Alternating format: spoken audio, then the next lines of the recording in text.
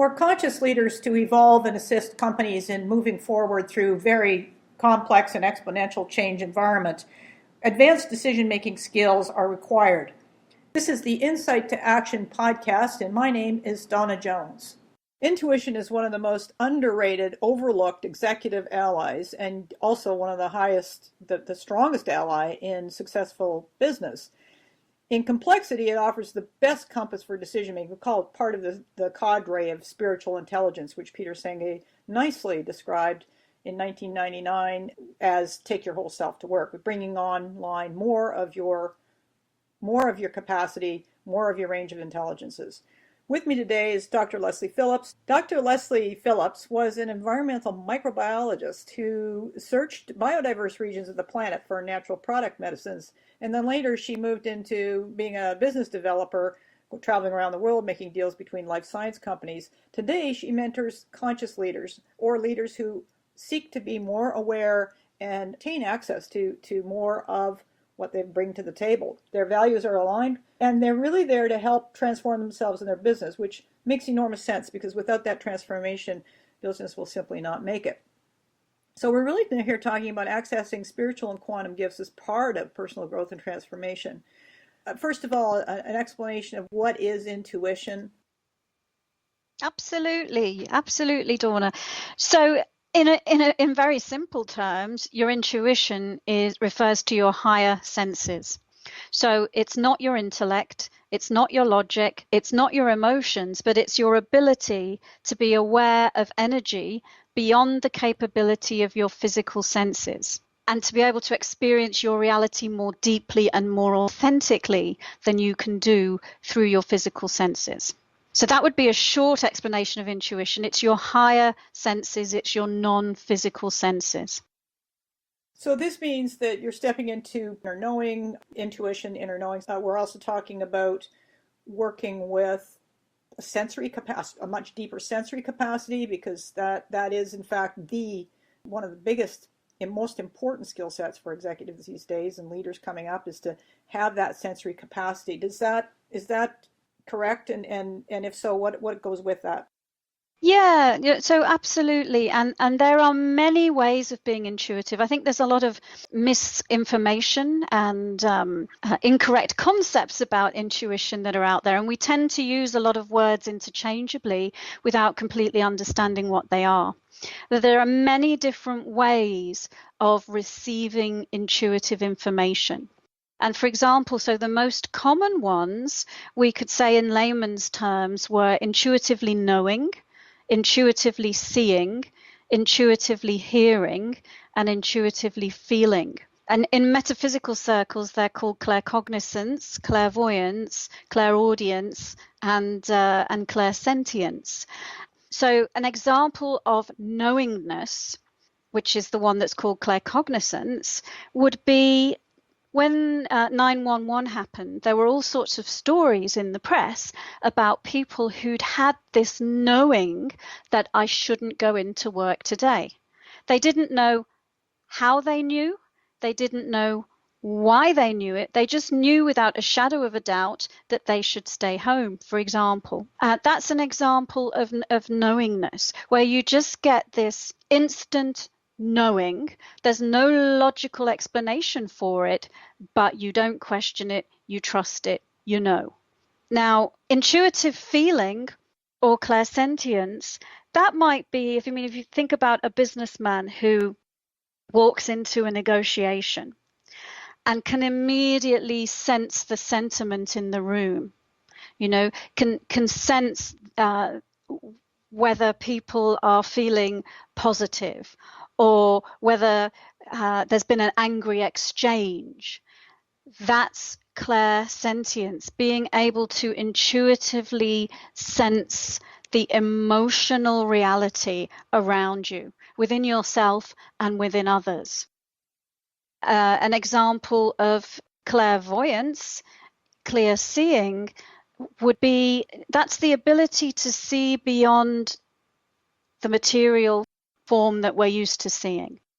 And so, for example, it could be the ability to see the energy field around people, this is one that I use very much in my work.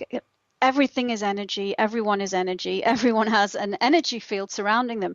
And in that energy field that surrounds you, it contains structured units of electromagnetic energy, which are a record of everything about you, your memories, your beliefs, your emotional reality, your mental reality, and so on. It's possible to use your extrasensory capacity to be able to see that energy field and read information about people. And the aura it's been called the fingerprint of God because it has everything about you. And basically, you see the world through your energy field, and the world sees you through your energy field. And you filter your reality through that and your experiences through it.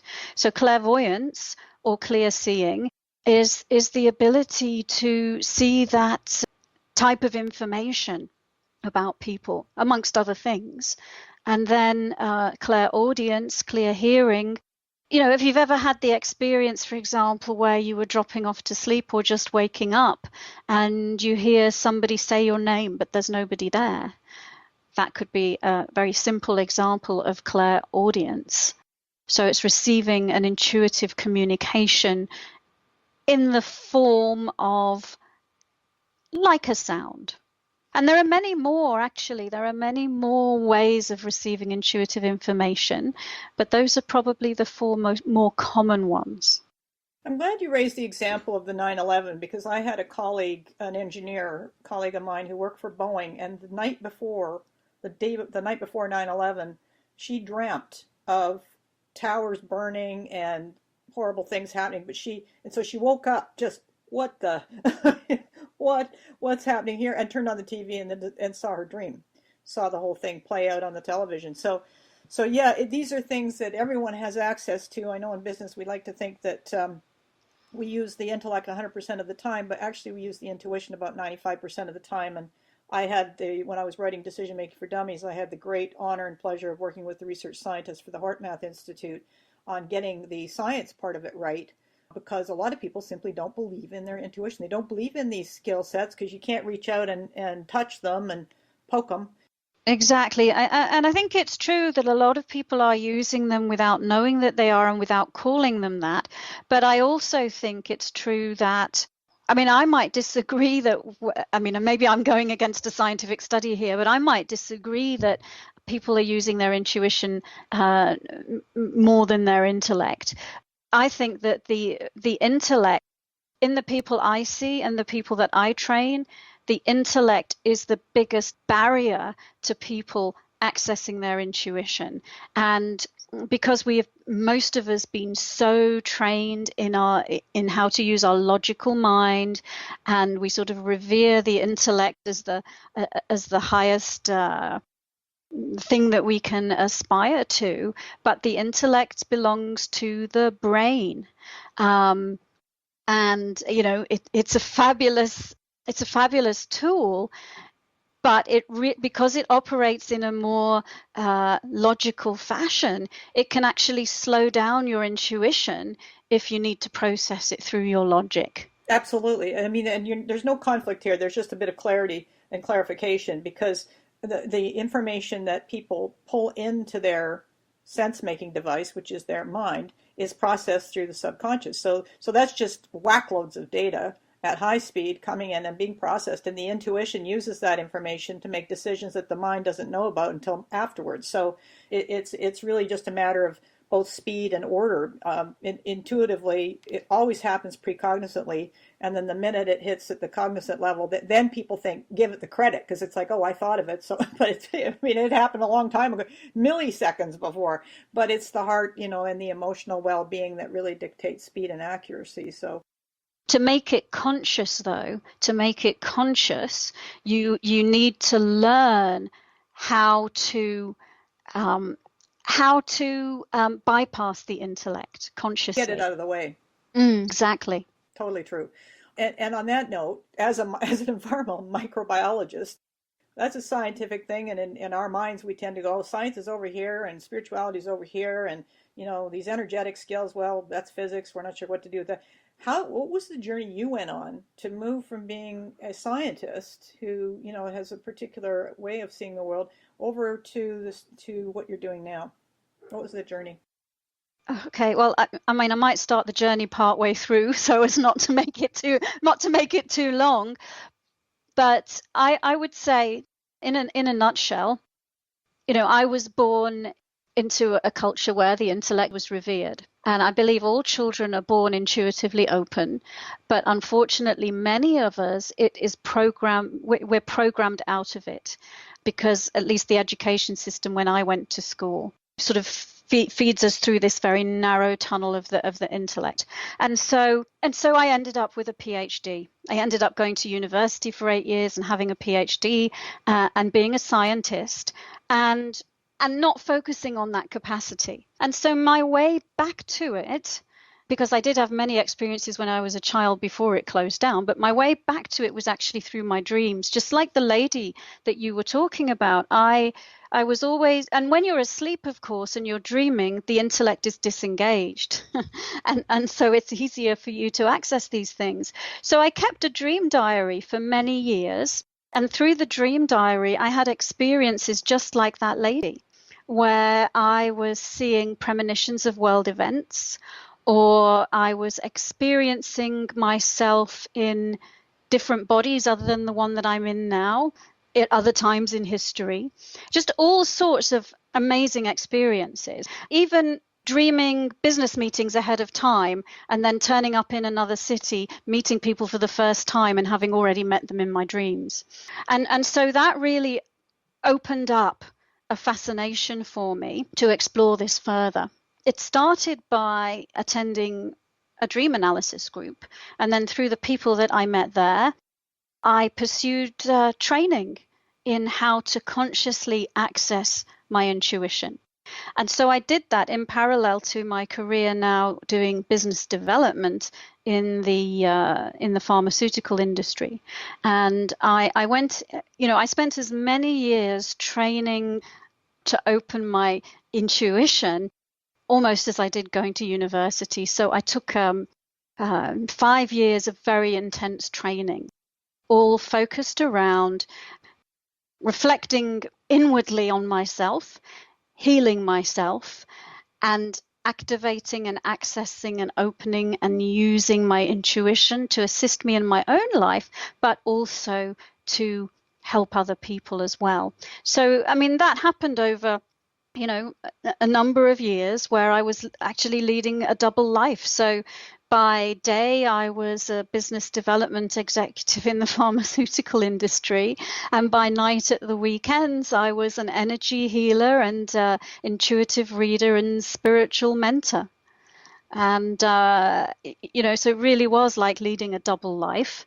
And at that time, I mean, I think things are changing, but at that time, I wasn't comfortable speaking to my business colleagues about that part of who I was because I imagined that it wouldn't be accepted by them.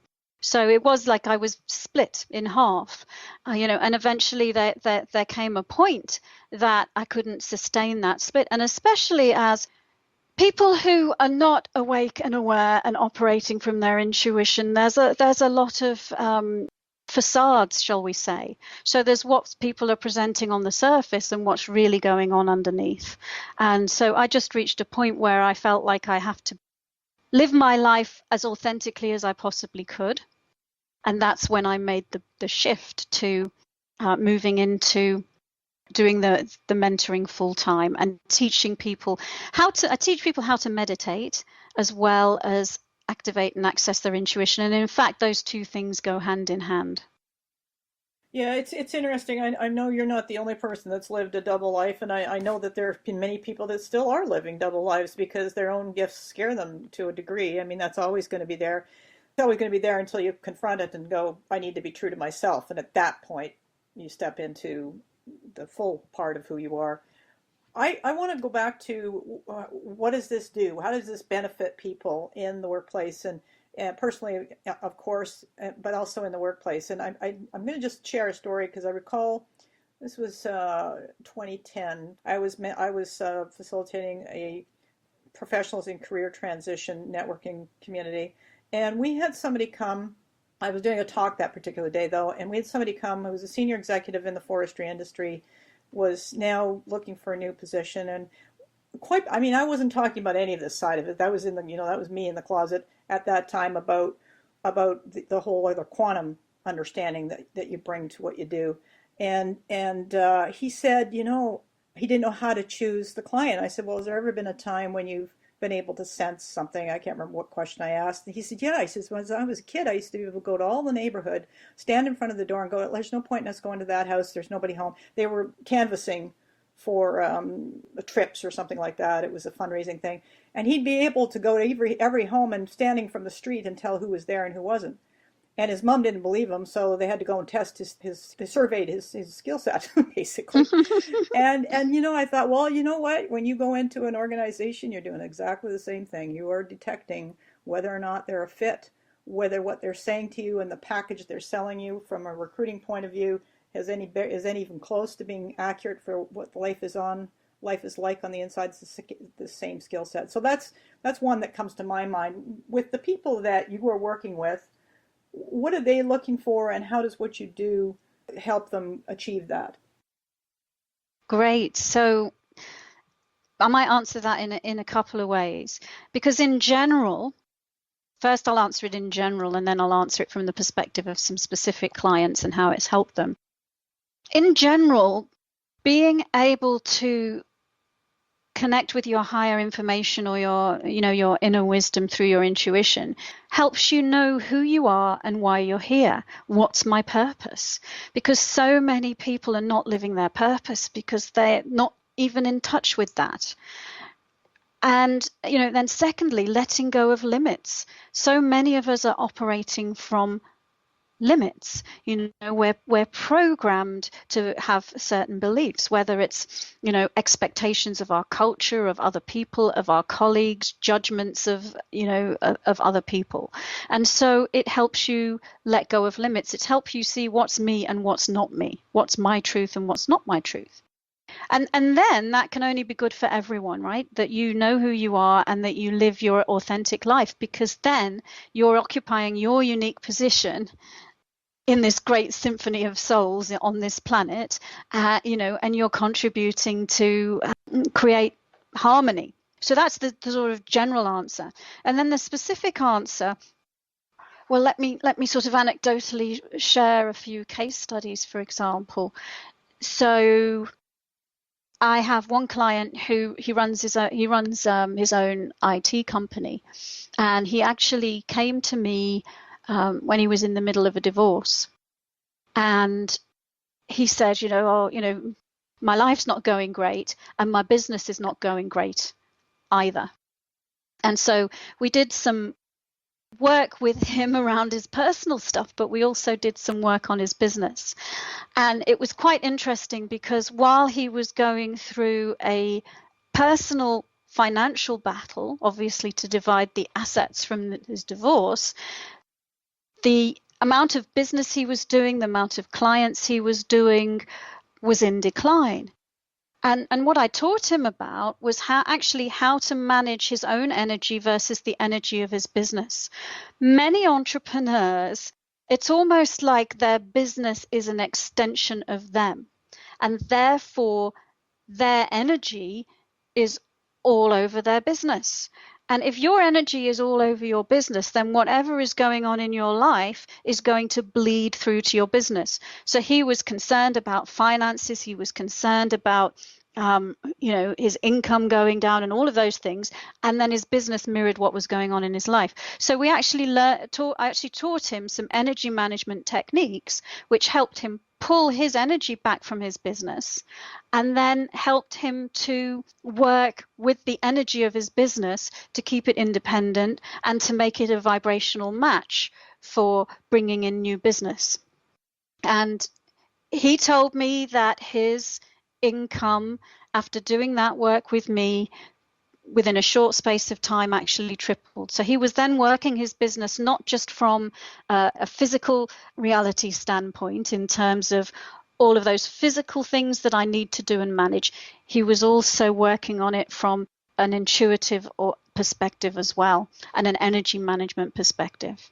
Well, I really appreciate that, because one of the things that people do confuse all the time is emotion with intuition, and they're not the same. And so if you're compromised emotionally, your intuitive capacity as well as your cognitive capacity are both impaired as a decision maker. So it's really nice when somebody figures that out, because I discovered when I'm talking to some people, entrepreneurs who are going through difficult times, they don't connect their emotions to their decision making for some reason. They seem to think they're in different camps, and which is kind of like saying, okay, your heart's not connected to, or your body is not connected to your head. That your head, just, you're a floating head. So I appreciate that. You and I have talked about, at one time we talked about bias and the role of bias in decision making, and I thought you did some really unusual work with people who, decision makers who are making decisions where unconscious, any one of the 150 unconscious biases might sneak in and torque things around. Could you talk about that a bit?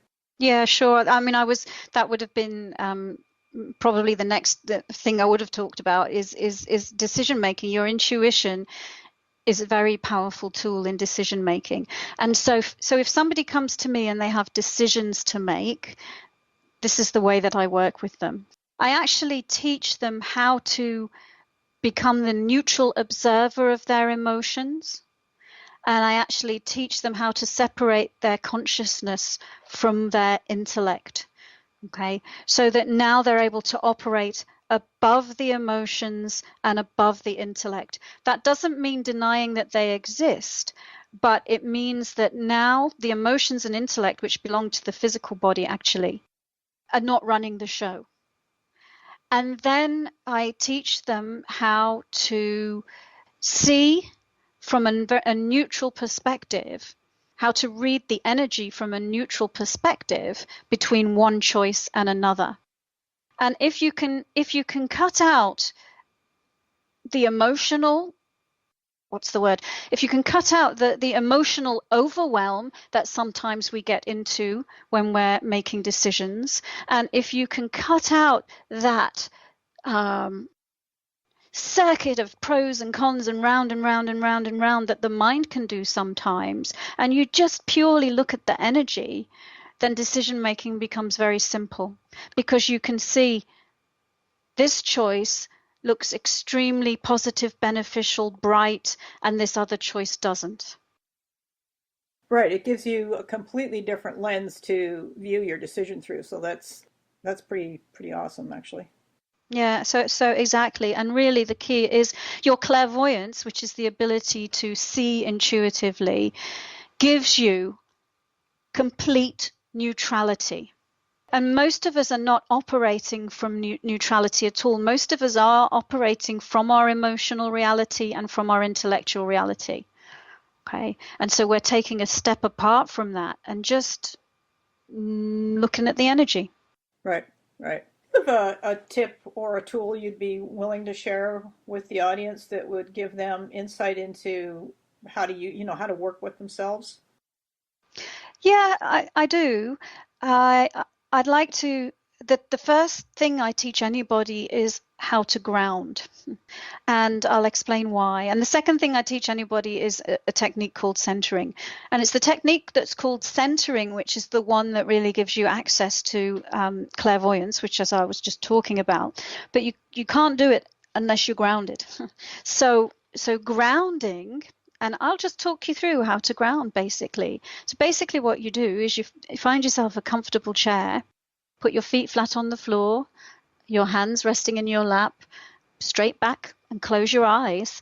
Then take a nice deep breath in and a nice deep breath out. And another nice deep breath in and another nice deep breath out.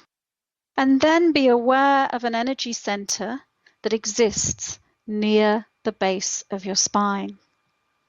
So there's an energy center near the base of your spine. You want to tune into that and start to create a flow of energy that goes from there all the way to the center of the earth. And because it's energy, and because you're working intuitively, this is completely effortless. The energy is just going to flow effortlessly through the chair that you are sitting in, through the floor of the room, through the foundations of the building, through the layers of planet Earth, until it reaches the very center of the earth. And continue to experience being grounded. I'm going to talk a little bit about it, but I'll just invite you to continue to be grounded while I talk, because I'm going to explain why we're doing this.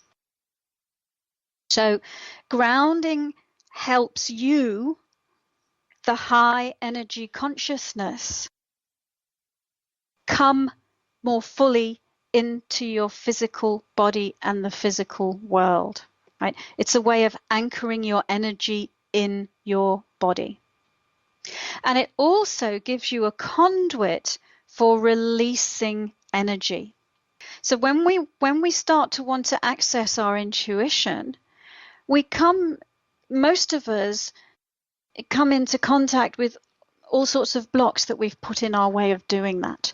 So this grounding technique can help you release and let go of those limits. And actually, it can help you let go of physical pain, emotional anxiety, emotional overwhelm, your tendency to over-intellectualize. You name it, you can release it down your grounding. So just to practice, just scan your body right now and find an area where you can sense some physical pain or some stress or some tension. And then just start to release that physical pain or stress or tension down your grounding. So just letting go of distractions, letting go of things that would get in your way of accessing your intuition. The other thing that the grounding does is it helps you to focus, because it brings you into focus. And then just be releasing it down your grounding until you notice a shift. And then when you notice a shift, you can just feel free to pat yourself on the knee and open your eyes. And, I invite you to practice that yourselves for longer than we have to do it in the podcast. And the other thing that I'll offer, Donna, is I'll give you a link that you can send the listeners to another short meditation where they can learn the second technique of centering. That would be absolutely fantastic. I know in my leadership development training days, when we were leading those programs, we used to use centering. That was the approach taken by the Aikido masters, by Thomas Crum and the Magic of Conflict. And so we use centering all the time, and it saved me in multiple situations, because I tended to end up working in very high-end conflict situations, and that both these methods that you've shared are incredibly helpful for that. So, and I know that anybody that comes in as a martial artist will already have an instinct for what that's about. They used to teach it to the police too, but there are different ways that people teach grounding, and there are different ways that people teach centering. And so the way that I teach it is to actually place your consciousness in the center of your head, because that is where your intuitive sight is located. It's actually to seat your consciousness in your pineal gland, and you start to stimulate and activate your clairvoyance, your spiritual sight. And that also, the ancient teachers would have called that one of the seats of the soul. It's where the high vibration consciousness is meant to sit within your physical body. And it's where you can sit and be, it's like driving your car. It's like sitting in your air traffic control tower. It really puts you in charge, puts you in the driver's seat, and like I was saying before, above the emotions and apart from the intellect. So you can be in the middle of an emotional hurricane, but if you know how to center, then you're at peace, because you're sitting in the eye of the storm and you have clarity, as opposed to vision, which is clouded by the dust storm spinning around you. Great explanation, much clearer. And yes, I'm glad you mentioned that, because the methods that are common that most people would associate with the martial arts are more centered in the lower abdomen area. So completely different zone. And actually I teach people to compare placing their consciousness in those two places, and there is a big difference if you try that, because the abdomen, there's an energy center there, which is the one that is the emotional center. So if you seat your consciousness there, you'll be sitting in your emotional center, or you might be. And so we're wanting to do the opposite of that. We're wanting to sit above the emotions so that we're not carried on the current of the emotion. I'm looking forward to trying it now. I can hardly wait. Fantastic. Where else do people go for? I'll put that link in the show notes, so I'm looking forward to that, and trying it myself, of course. Where else do people go for more information on you? Well, the best place to go is my website, which is just drlesleyphillips.com, and it's drlesleyphillips.com. Or you can email me if you have something specific that you'd like to ask me, and that's just info@drlesleyphillips.com. Thanks for being on the program, Lesley. Great conversation. Really appreciate it. Thanks, Donna. My pleasure. You can find a whole lot of information on intuition in Decision Making for Dummies. I put an entire chapter on there, and that's the chapter I referenced when I was talking about Dr. Roland McCready from the HeartMath Institute. My work also involves supporting decision makers and expanding their decision-making skills and their intuitive decision-making skills as well. You can find me at FromInsightToAction.com or on LinkedIn. If you like this program, I encourage you to share it. Please help promote the program. There's plenty of other interesting topics in this series, and particularly with respect to intuition and energy and all the things we talk about in this podcast. Go over to What is Reality, and along with the Leadership Consciousness programs, that's episode 1, and I forget the number of the other episode, but you'll hear some very interesting insights into organizational change coming from those two conversations. So thanks for joining me, and see you next time. A couple weeks will be the next podcast program.